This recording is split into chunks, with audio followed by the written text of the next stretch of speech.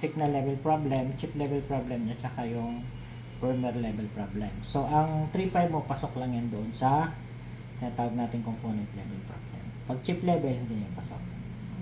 Okay? So, ang una kong gagawin, ma'am, basic, check ko muna kung working yung battery mo. Okay, ito na. Battery, check voltage, boom, hindi working yung battery mo.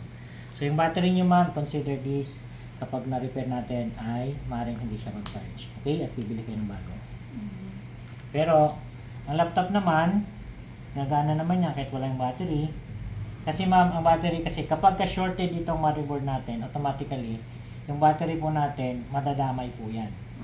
Masisira siya. Pero dahil dito sa amin ay tinatry pa rin namin i-repair yung mga ganitong sira ng battery. Pag hindi na talaga kaya at sira na yung cell, sana po kayo bibili. Okay.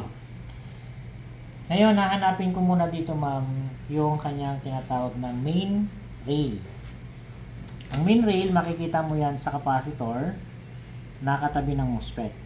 So, kahit hindi mo siya bubuksan, makikita mo siya dito sa katabi ng MOSFET. So, ang capacitor na katabi nitong dalawa is ito. Tama? Itong MOSFET na to may katabi ang capacitor. Ito. Tama? Okay. So, isiset ko lang siya dito. Pag tumunog siya, pasok yung 3.5 niya, ma'am. Pag hindi siya tumunog, hindi pasok yung 3.5 niya, ma'am. Okay, ganun lang yan. So, dapat ang tunog niya ganyan. Okay, ito na, ma'am, ha. Chichik ko siya.